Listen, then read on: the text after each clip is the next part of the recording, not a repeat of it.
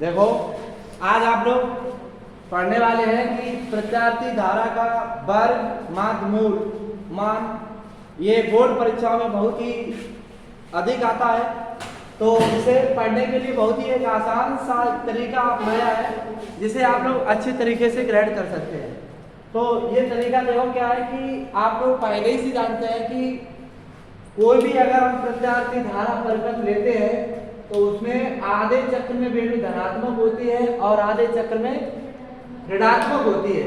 तो ऊपर जो होता है उधर हमारी वैल्यू पॉजिटिव आती है और नीचे वैल्यू कैसी आती है, नेगेटिव आती है।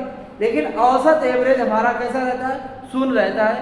तो ऐसी स्थिति में इन्होंने एक ऐसा तरीका अपनाया है जिससे एक प्रत्यावर्ती धारा का मान प्राप्त हो सके। पहले निकाला था शून्य आया था औसत मान, तो उससे तो ये घटना पूरी साबित नहीं हो पाई। तो अब क्या करते हैं कि प्रत्यावर्ती धारा का वर्ग माध्य मूल मान प्राप्त करते हैं। क्योंकि धारा चाहे नेगेटिव हो चाहे पॉजिटिव हो, तो प्रत्येक का अगर हम वर्ग कर दें तो हमेशा वैल्यू कैसी मिलेगी, धनात्मक मिलेगी। तो हमें औसत मान की आवश्यकता यहाँ पे नहीं पड़ेगी। तो इसलिए हमें क्या करते हैं, कोई भी वैल्यू अगर धनात्मक मिलती तो हमें वैल्यू प्राप्त होगी। तो ऐसी स्थिति के लिए इन्होंने एक डेफिनेशन तैयार की कि प्रत्यावर्ती धारा का एक पूर्ण चक्र के लिए, क्या के लिए, पूरे चक्र के लिए धारा के वर्ग, जो हमारी धारा मिलती है औसत धारा, उसके वर्ग मतलब धारा के वर्ग के औसत मान, एवरेज मान के वर्ग मूल। तो वर्गमूल यानी आई एवरेज का स्क्वायर, वो भी अंडर रूट में, ठीक है, को प्रत्यावर्ती धारा का वर्ग माध्य मूल मान कहते हैं। इसे हम कैसे IRMS से प्रदर्शित करते हैं।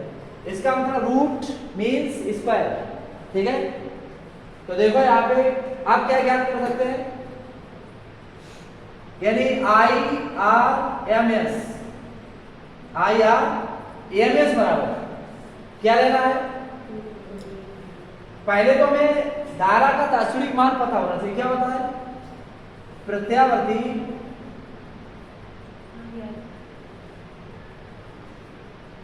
धारा आई कितनी होती है, I0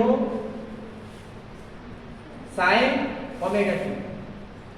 साइन ओमेगा टी जो है ये धारा का तात्क्षणिक मान है, ठीक है, प्रत्येक समय के लिए। अब क्या करते हैं, IRMS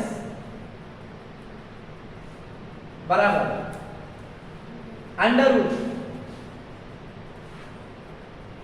आई एवरेज स्क्वायर, ठीक है। यानी इसका अर्थ है एक पूर्ण चक्र के लिए धारा के वर्ग के लिए औसत मान, धारा के वर्ग का औसत मान। तो इसकी वैल्यू मेरे सामने कितनी है, I0 साइन ओमेगा टी, इसका होल स्क्वायर, ठीक है। तो कितना हो गया इसका होल स्क्वायर। तो इसका होल स्क्वायर निकालते हैं, कितना आता देखो,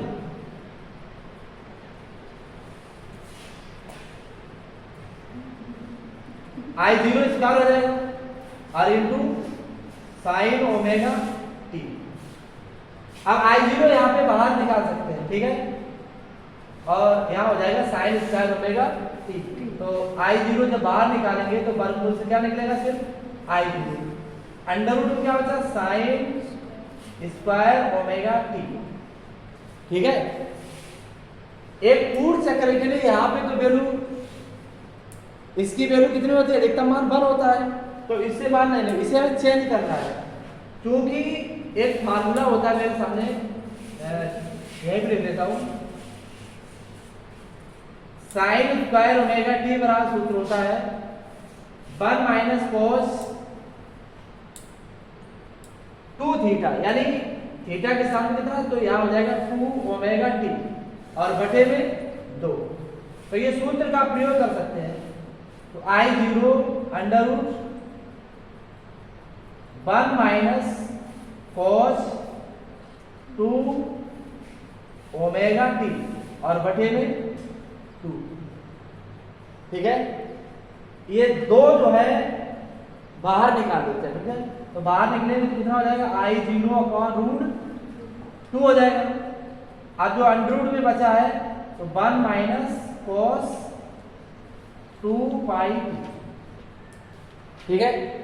क्योंकि आप लोग जानते हैं कि एक पूर्ण चक्र के लिए मतलब 360 डिग्री तक cos की जो वैल्यू होती है वो कितनी होती, -1 से 0 से 20 तक होती है। यानी इसकी जो एवरेज वैल्यू होती है cos 2π मतलब 2ωt की, 2ωt बराबर कितना होता है, -1 से 1 तक होती है। कितनी होती, जब औसत वैल्यू इसकी निकालेंगे तो कितनी हो जाएगी, 0।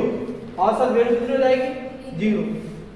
इसलिए कितना उत्तर रखेंगे, 0। यहाँ पे 0 का प्रयोग करते हैं तो IRMS बराबर कितना मिला मुझे, I0/√2 और इंटू में 1 बचेगा और 1 का अर्थ कितना होता है, तो